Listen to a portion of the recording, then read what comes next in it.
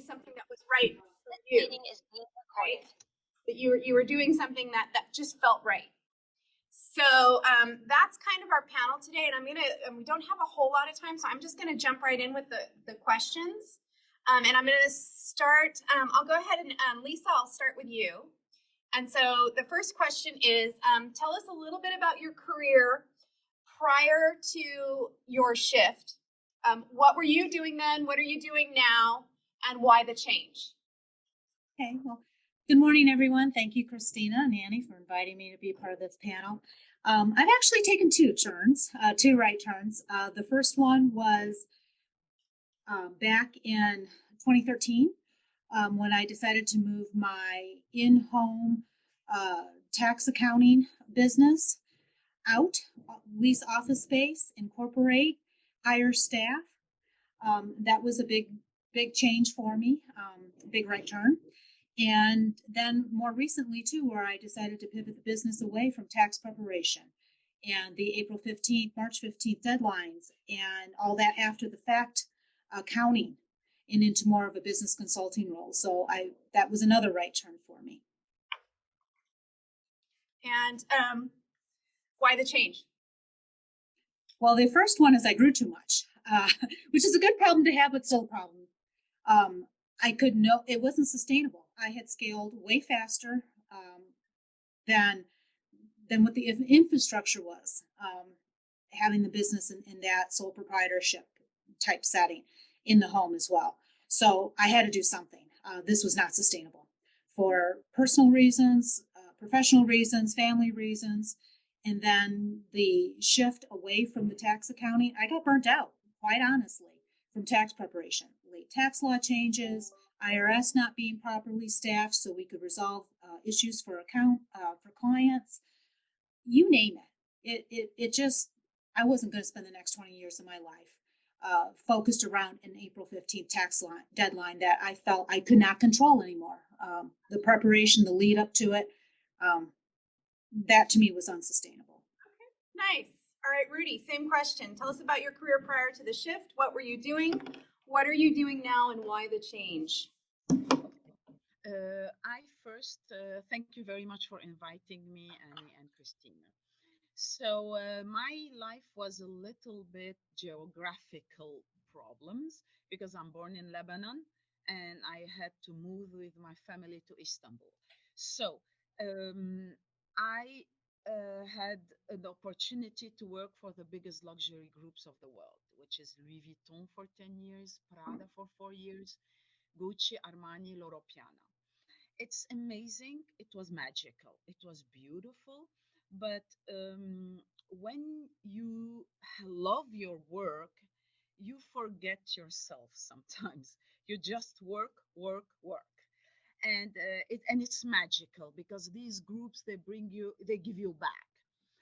And everything, even though it was amazing, 30, 35 years, I realized that I was also burning out or up or whatever. Like I was exhausted. But my body was exhausted, my mind was continuing. What I noticed in my career, and I was also a consultant and a coach, that there is one denominator was helping. My passion was helping people. We decided to leave Istanbul and to move to San Diego. And this is where we decided with my husband to purchase a business. And Food Solution may not be luxury, but it's the best company in the world because you care about people, you help people, and I found that that was my essence. Of course, my background, my business background is helping me tremendously today. So today I'm a salesperson in my own store, and I love it because I structure the business the way I want and I help people on a daily basis. And because I was an expert of body language, I'm able to build the connection between body and feet. And this is it, actually. This is my story, and I love it. All right. Okay. Thank you. Isabella, same question. Hi. You got it? You got the question?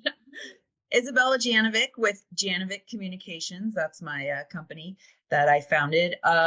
I started doing marketing right when I graduated in 2005, and I did all types of different marketing. As soon as the new technology would come out, I would be on top of it.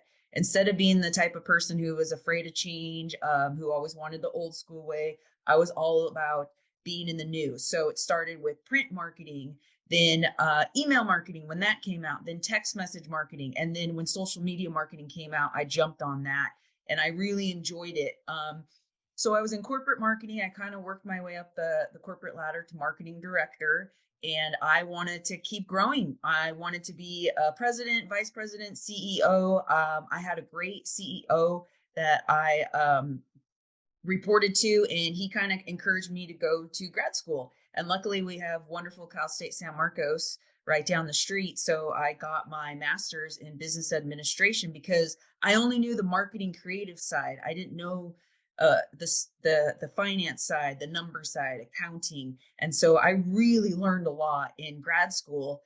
One of the things they do there is they have a lot of great speakers, and it was Dean Hammerly. He's not the dean anymore, but he did a workshop on entrepreneurship. And I almost didn't go because I was like, no, I know my path. I want to climb up the corporate ladder. I don't want to own my own business. No way. And after that workshop, it just completely opened my eyes to what I could do. I was sick of having a staff. For those of you who are managers and have a staff, it's a lot of work on top of what your daily role is. Now you have to manage all these people. I got burnt out on that big time, and I'm a people person too. So after grad school, I started going on these really intense interviews. I had one interview with a huge company where they actually printed out a schedule for me on when my breaks were, because I had to meet with every senior director from each department. And it was exhausting. And the whole time I'm in all these different interviews, yeah, the money's amazing, but I'm thinking to myself, when am I going to have time to run? Because that's my passion. That's what makes me happy, is running, as you can tell from all the medals in the back. And one of the things I learned in grad school was, connect your passion with your job, and then your job doesn't feel like a job. So I said, that's it. I'm over this. I'm starting my own business. I have all the tools to succeed. My marketing background, I can market myself and get clients. And I want to do social media for small businesses. So that's what I did. I took a chance. I was done with my job. I had my MBA, and I started my own business, and I launched it in 3 months on International Women's Day. I grabbed a ton of clients right away, just from friends and family that were small business owners. I joined all the networking groups in San Marcos. And next thing you know, I'm teaching social media marketing at Cal State San Marcos and Mira Costa College. And now I've had my business for 5 years now, and I work with 4 amazing running brands, and I absolutely love it.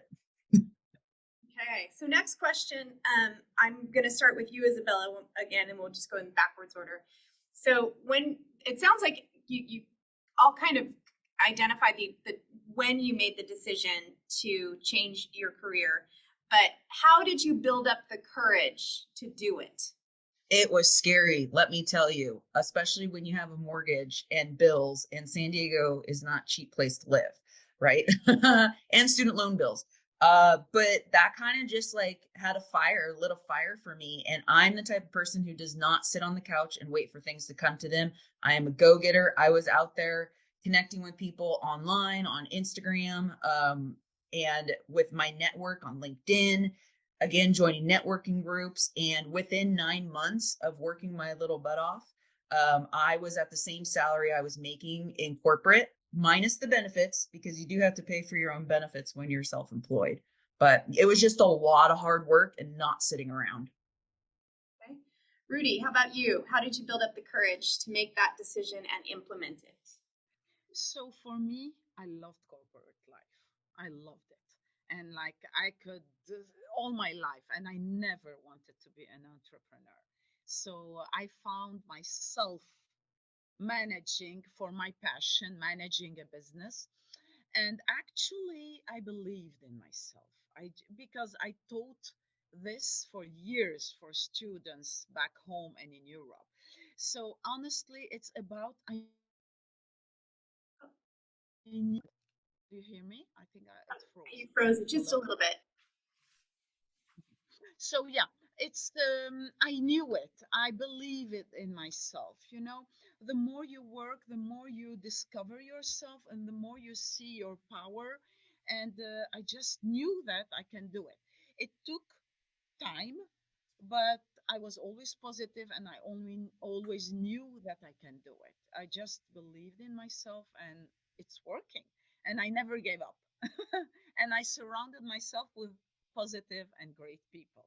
That is very important. All right, Lisa, same question. How did you build up the courage to make that decision and implement it?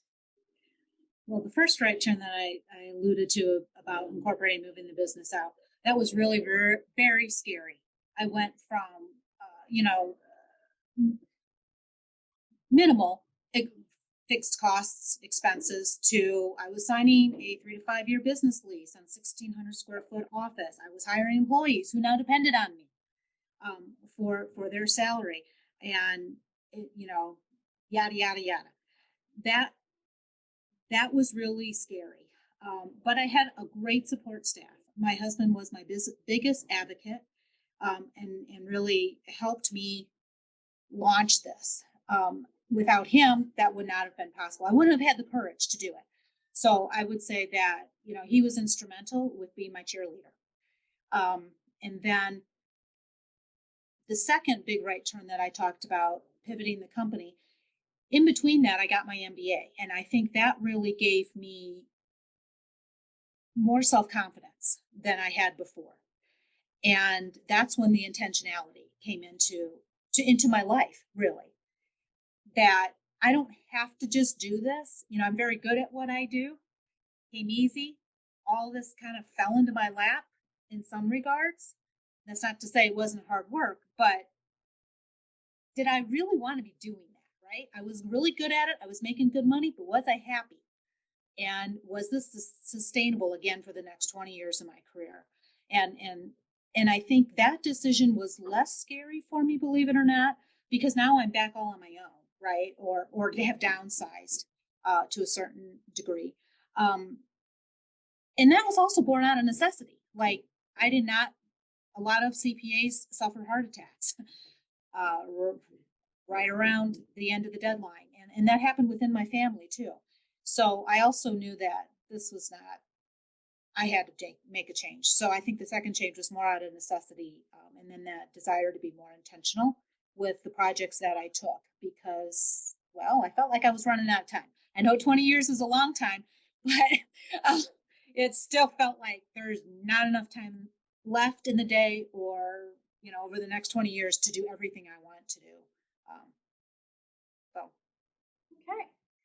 All right, Rudy. If you had the opportunity to go back to your younger self, what would you tell yourself? What would you tell your younger self? Yes. So me, I always wanted to learn. Like I was a sponge, constantly learning. So what would I tell my younger self? I would maybe take a little bit more risks because when you're younger, you don't trust yourself as much as we do today with a big experience. So I would allow myself to watch and look around me much more. Really analyze the situation much more. And we always take life for granted. Of course, my business life fell on my lap in a beautiful way. When I never thought I would be in fashion, I was in fashion. So when you forget yourself when you're successful. So I would probably, and I agree with Lisa, my husband is my power. He is the person who was always behind me and always told me, take a step back, analyze. But when you are in these big corporations, you just roll. And I was good in rolling and going fast. I would tell myself, my younger self, pause, look around you, and just um, absorb what you're living. I think I would have helped myself a little bit more in taking the time in pausing. And this is it for me. Isabella, what about you? I would tell myself it's okay to do what you want to do, not what other people want you to do. Because when you're first the majority of students at Miracosta are right out of high school and you're doing, what your friends are doing, what your parents are telling you to do. But is that really the career path you want to do? Make sure you're choosing a major that's going to make you happy. I know when I first decided on my major, which was visual media arts. Back then, it was right when Photoshop came out. So it was like this new digital technology. And I remember my dad was so mad. He's like, "What, you're going to be an artist?" Like, and just kind of, made me feel guilty and bad. Luckily, I had a supportive mom who was into art. And little did my dad know what it was going to turn into. So do what you want to do and don't be afraid of that. Lisa? Yeah, I parrot both of what these ladies have told us. Um, and I also think when I was thinking about this question, what do I tell my kids right now? I have 17 to 27-year-old kids. What do I want to tell them and impart on them? And I think the first thing is keep making opportunities for yourself. You have got to be your biggest advocate, and have faith in yourself. Invest in yourself. I think that's very important. Invest in yourself, whether that means continuing education or developing a new skill, creating opportunities for yourself. You got to put yourself out there, take chances, take risks. Some of them aren't going to work.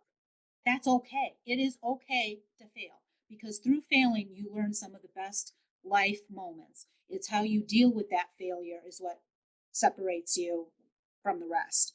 I also talk to them about being intentional, just like I shared with you guys before, making sure you want to do this. And the other thing I try and stress with my kids is I think it's unfair that we expect an 18-year-old to figure out what they want to do in college, what they want to major in for the rest of their lives.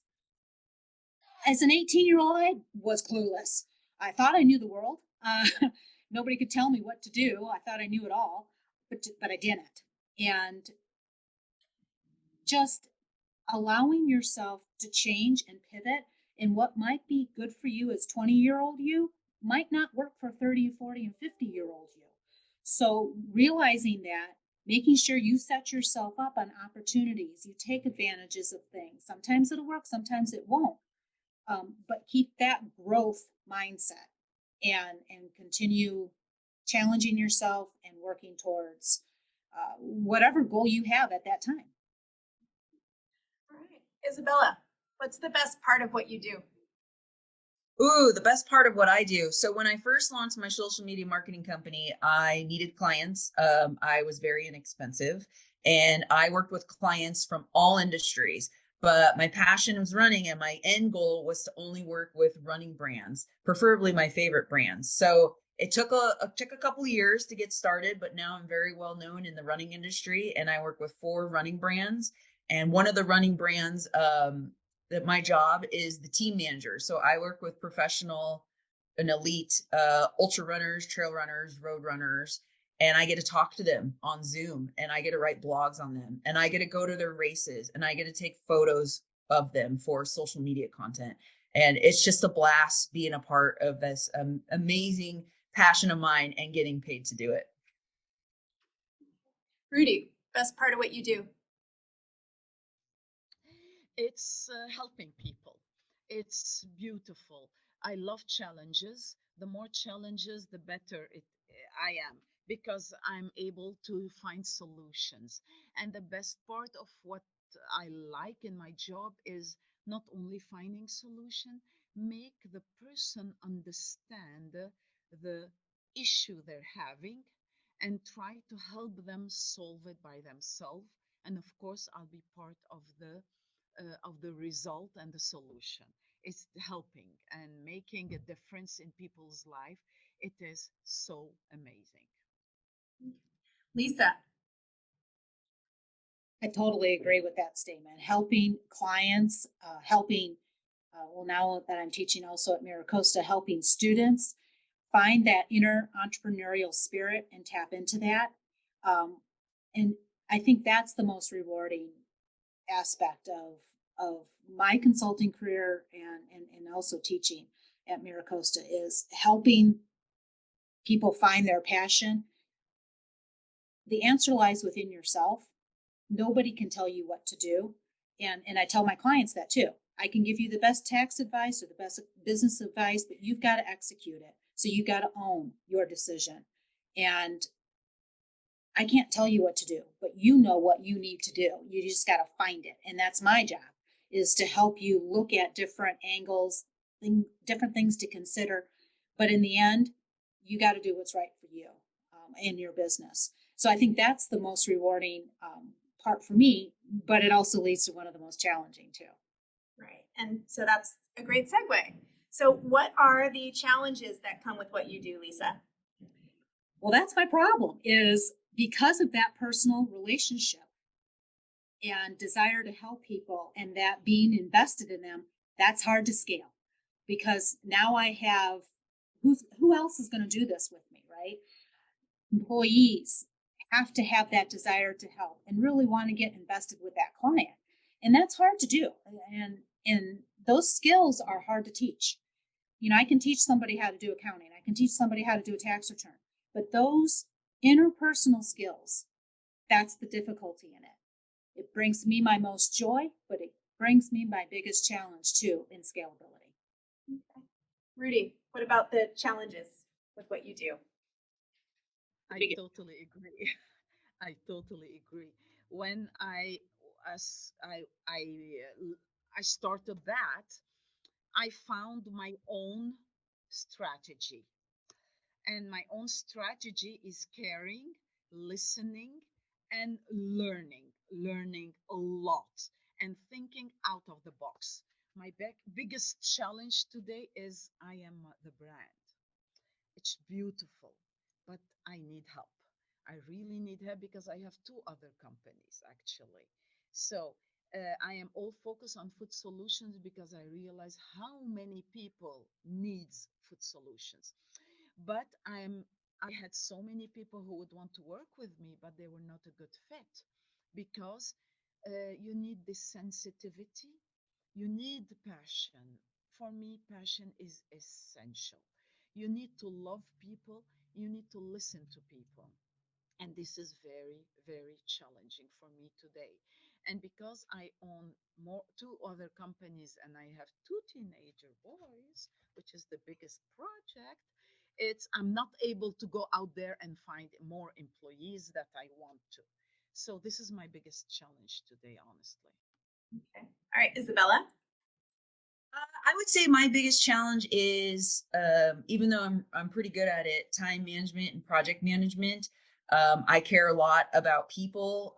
As being the team manager, I need to manage a certain number of athletes, and then at the same time, being a professor, managing and taking care of a large quantity of students. And I don't want anyone to feel ignored or feel left out. I want to make sure that everyone I work with is getting 100% of me at all times. I travel a lot, probably almost 2 weeks out of the month. So that can get exhausting. It's super fun to go to cool places. I get to run in these cool places. So that's always amazing. But at the same time, it's pretty exhausting when you spend all day in an Uber and then flying, layovers. You get to your hotel, time differences. You're tired. Everyone wants to see you. And fitting it all in. So still working on the whole traveling thing.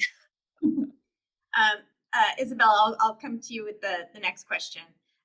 What would you tell someone unsure of their major or career? I think MiraCosta is the absolute best spot to be if you don't know what you're going to do with your life. I was really smart in high school. I tested out of a lot of classes, but I didn't know what I wanted to do. So in my mind, I didn't want to waste time and money going straight to a UC or a state school when I didn't even know what I wanted to do.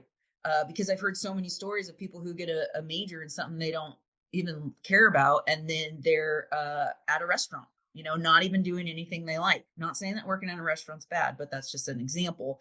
So I went to MiraCosta first, and I took a class in every single department major. I took chemistry. I took human anatomy. We actually got to dissect a cadaver at Miracosta College, so that was really cool. I took classes in Photoshop because that just launched. I took math classes, just everything. And at first I thought I wanted to be a pharmacist, and then I took all these chem and bio classes, and I had an internship at Tri-City Hospital, and I realized within 6 months I did not want to be a pharmacist.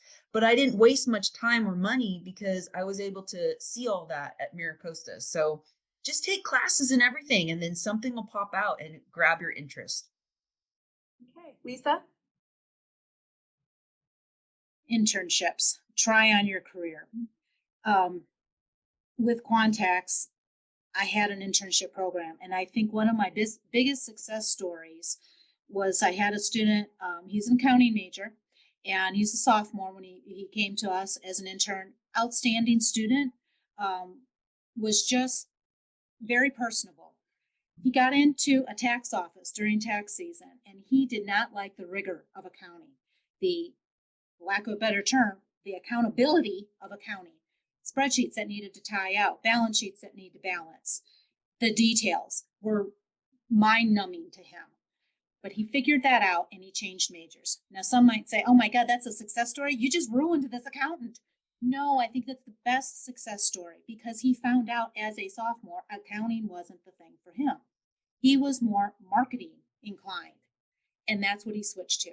And I haven't talked to him within the last couple of years, but as he was finishing up his degree at SDSU, he was much happier, and he thought that an accountant was not the thing for him. And I could see that in his personality too. So try on the career you're thinking of. Get that internship. Not only will it help you land a job, but it might give you a way to pivot your degree a little bit, just like he did.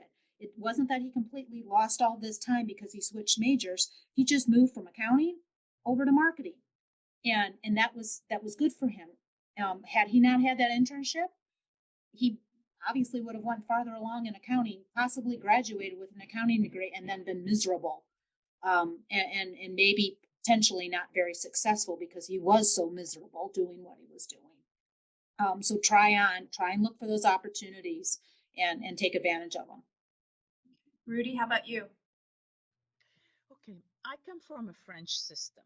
In the French system, you don't I found myself at the end of high school floating. Everybody knew what they wanted, even my husband, who was my boyfriend at that time. And I was like, oh God, what am and I start panicking. But I had my parents telling me, Rudy, it's okay.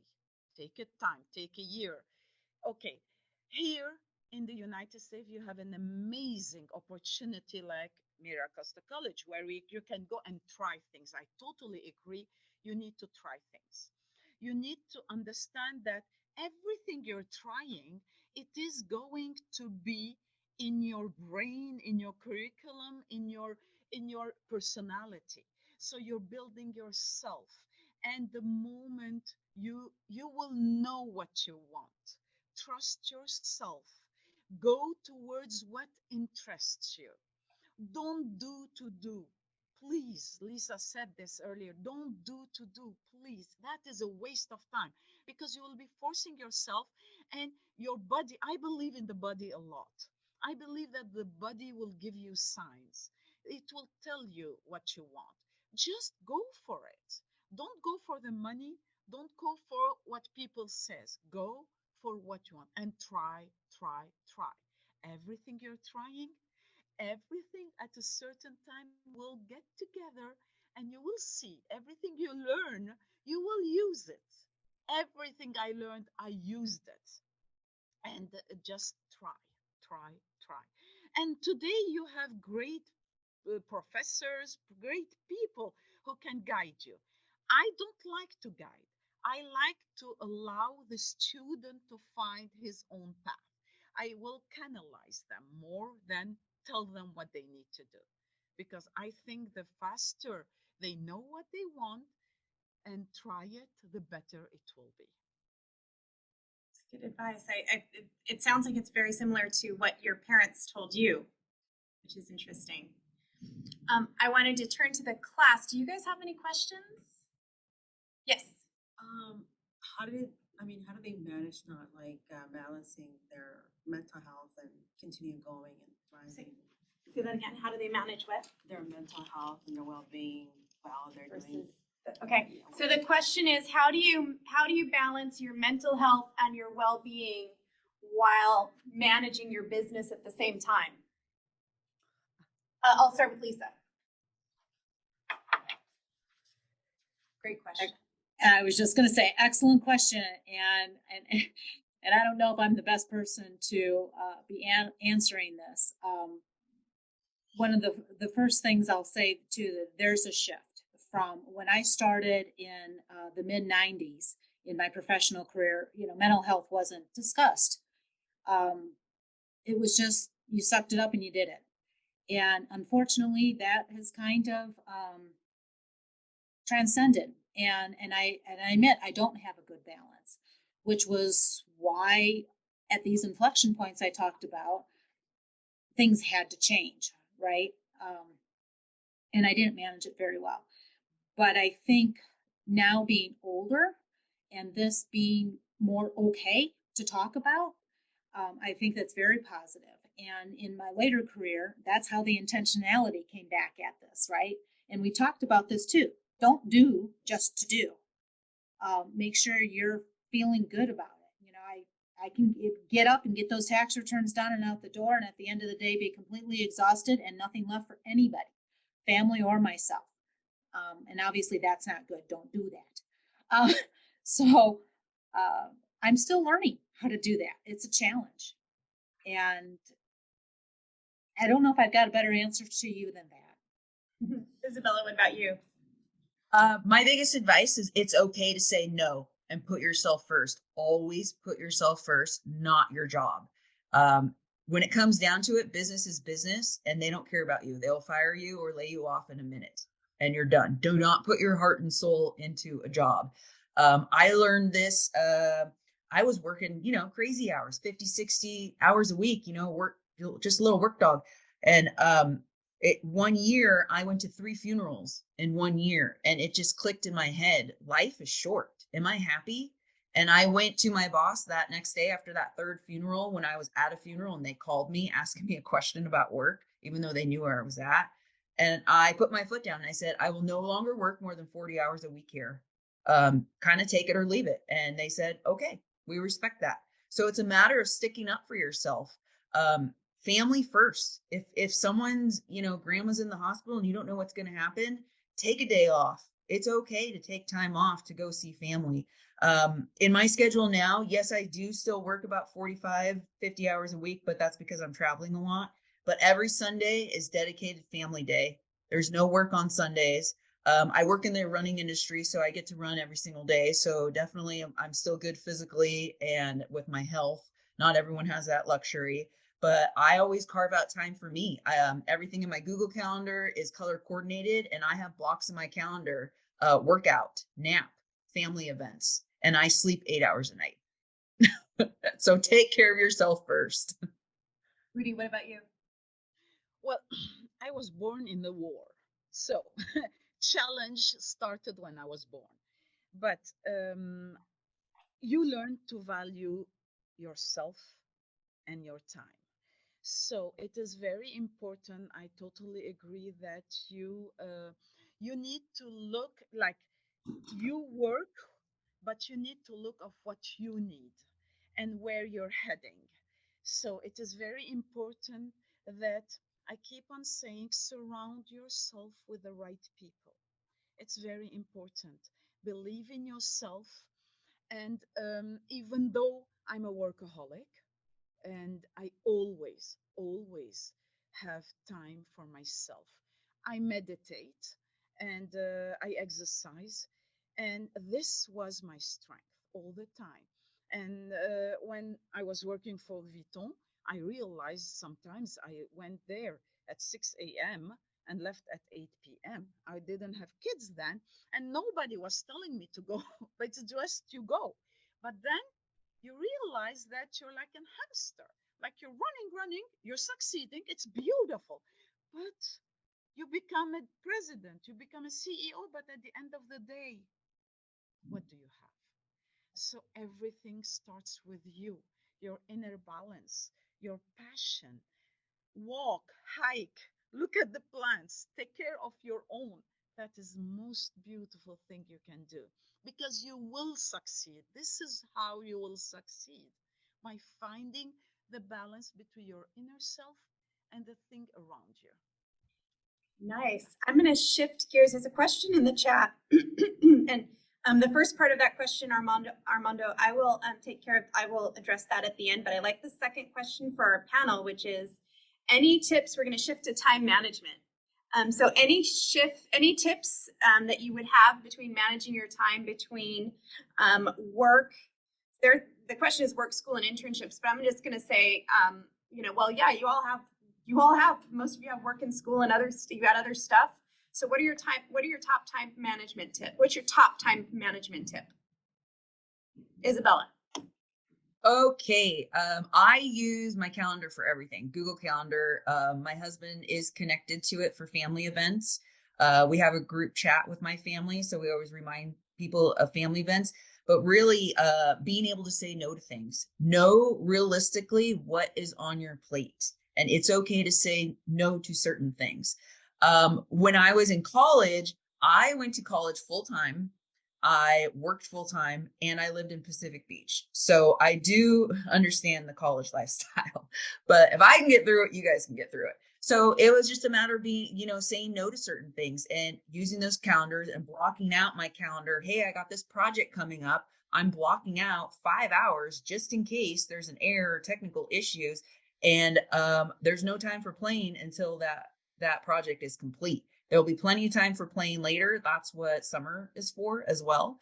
But it is possible. And you might have to say no to a lot of social events. You might have to wake up earlier in the morning to get, your workout in or your studying in before you actually go to work. And another thing, what's cool about MiraCosta is that they offer a lot of online classes. So you can find an online class that works with your schedule. Maybe you have to wait until the kids are in bed to get your homework done. So take advantage of kind of what MiraCosta has to offer you in that end. Lisa. I agree. Calendar. But what I'd like to add to that is I've also gotten a lot of flack from my family members. My 27-year-old daughter complains, I got to get an appointment with my mom. Jesus, what's up with that? But that's how I get everything done. So, I've been accused of being too rigid, not being able to go with the flow, not being able to be malleable when they need to throw something on at 2:00 in the afternoon and that wasn't on my calendar in the morning. That's okay. Don't let yourself be gaslit. If that's how you manage your time and that's what makes you successful, don't let somebody tell you you're too rigid. You need to be more flexible. Come on. That if that tool works for you, it works for you, and that's okay. Okay, Rudy. Oh, you're muted. Okay. Sorry. Yeah. So yes, I agree. Calendar. It's like that's what keeps us, rolling. First, priorities. What are your priorities? And put your priorities on your calendar. And it's important that you put your me time on your calendar, me, family, whatever time on your calendar. But do not panic if you cannot do everything on your calendar because you end up like I ended up with online calendar, paper calendar, etc. calendar. So just minimize, look at your priorities. I put colors, me too. So it's like there are things I cannot change, I'll do that. There are things, okay, I can manage within 2 days. There are things, it's like, okay, that's my luxury. My me time is always must have. The rest, I know we kind create urgencies, but sometimes just question what is your urgency. It's very important that you put everything. Waking up early. Waking up early is amazing. It makes you do things that you continue greatly throughout the days. That's it. All right, any more questions from the room? One more, okay. How did they know that they wanted to get an MBA, and what goal did they? Okay. So how did you know you wanted to get an MBA, and what goal At what school did they like? School? or what school did you attend? Lisa. Getting my MBA was always something on my to-do list. Ever since I was in my undergrad, timing wasn't right. And I think this online education was so important because I could not figure out how with running my own business, being a mom of 4 kids, how was I going to get down to San Diego or somewhere, which is going to be an hour away from anywhere you live in San Diego, to attend a brick and mortar class for 3 hours, back home again. Like, there was no time for that. That's just attending classes. That's not doing the prep or the homework. So I went to the University of Illinois and got my MBA. I started in 2018, finished in 2020, 2019. Took me about 2 years to get it. But that removed a barrier. That online presence removed a barrier. And that was so critical for me. And being able to juggle my own schedule around what was right for me versus that brick and mortar where they told me when I would be in class and when I would do homework, etc. So that was the game changer for me. Rudy. Yes. So yeah, I don't have an MBA. So in the French system, I studied political science major, and I'm specialized in sociology of the organization. Because I worked to a lot of almost constantly, actually I attended Loyola Marymount MBA classes, but could never enroll because I was too busy, and I never really got an MBA. So this is still on my list because even if I did so many classes, I did so much, it's nice. It is really because the MBA program is an amazing program, and I still have to do it, but I don't have it right now. Yeah. Then it's always nice to have things that are still on the to-do list, right?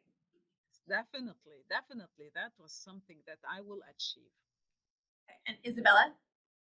So I never really had a desire to get an MBA until kind of my last corporate job when I reported directly to the CEO, and he was kind of a mentor for me, and he involved me in a lot of meetings that had nothing to do with marketing, but he said, "Hey, just sit down and listen, just listen." And I did, and I found it so interesting, and I was like, "Oh my gosh, there's so much to a business I don't know." And so he kind of inspired me to go back to school and get my MBA. And I did a bunch of research with San Diego schools, Orange County schools, and I'm like, oh my gosh, I'm never going to be able to afford this.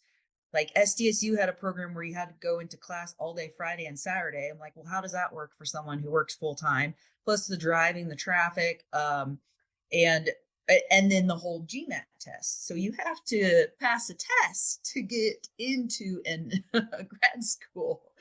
And I had a friend who actually had all the books, and she's like, "Hey, here are all the books. I never, went to school. I never took the test, but I bought all the books."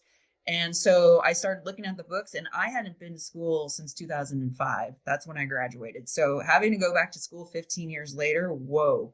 So that's another thing I relate to with my MiraCosta students, some of the older ones who are going back to school again. I get it. Things have changed. But I decided I'm going to study for this test. I'm going to pass it. And if I pass it, then I'll apply. It was meant to be. And so I passed. It was extremely difficult. I chose Cal State San Marcos because it was close. Their program was very quickly. It was 18-month program, which was very short and quick.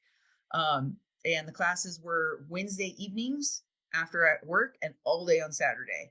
And I fit in studying and tests and projects all in between. It was not easy at all. It was extremely difficult. There was a lot of crying. There was a couple panic attacks, but I made it through, and it was the best decision I'd ever made for me. And ultimately, when you're in the midst of those crying and those panic attacks, you know that there's a beginning, middle, and end of it, right? You know Yes. that this is only going to last for a year. Yep. This crap that I'm going through to get this degree is only going to last for one more year, or 2 more years, or 6 months, or in your last semester. And so, at least for me, knowing that there was knowing that it wasn't going to last forever, helped ease the crying and then the panic attacks. And another great thing about Cal State San Marcos is they're on a cohort system. So you start and end the program with the same group of people. And I made the bestest of friends with that cohort. Like, we supported each other. I think our cohort had about 42 people. It was a bigger one, but just that support from each other, meeting at the library, every single day and time, and studying together and crying together and helping each other with their strengths and weaknesses, that helped a lot. And Cal State San Marcos is a lot more affordable as well. Yeah. Thank you. Thanks to all of you. We I can still hear. what, I Rudy? had a customer coming in, but I can still be on until the customer comes. Yeah, we're at a time boundary anyway, so we're good. I want to thank the 3 of you. That was phenomenal advice. I think, just seeing the faces in here that you can't see, they look pretty happy. So thank you again, and thank you to everybody out in the chat. Armando, I see your question. I will shoot you an answer to that via email, so I want to recognize that, and I will get back to you. But thank you guys so much. This was super valuable. I think everybody's really thankful for your time this morning. And I know that, much appreciated. Thank yous in the chat. So thank you guys so much. And have a great Friday. Isabella, one more thing. I was just going to let everyone know, if they want to contact me, I am on LinkedIn. I'm not a poster. I don't really post much on there, but that's a great way to connect with me, Isabella Janovic. And I do teach at Maricosta College as well. Isabella is CSIT 155, Social Media Management. Fantastic course, especially if you're thinking about marketing or entrepreneurship. Lisa teaches small business funding, our Business 154, as well as Business 130. I forgot the name of the class, Entrepreneurship and Small Business Management. Rudy's a local business owner. She's on our business advisory board, but she is absolutely open to, don't let me speak for you, but she's absolutely open to connecting with students. So if you guys out in chat land have questions specifically for Rudy or want to connect, I know that she would be open to that as well.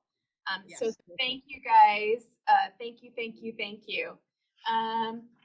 For class, no. Social media management is CSIT 155. Kimmy. I'll be teaching 2 sections in the fall, and they're both online. Okay.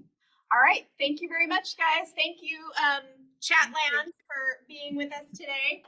And I'm going to go ahead and end our meeting. Thank you. Bye. Thank you. Thank you. Bye.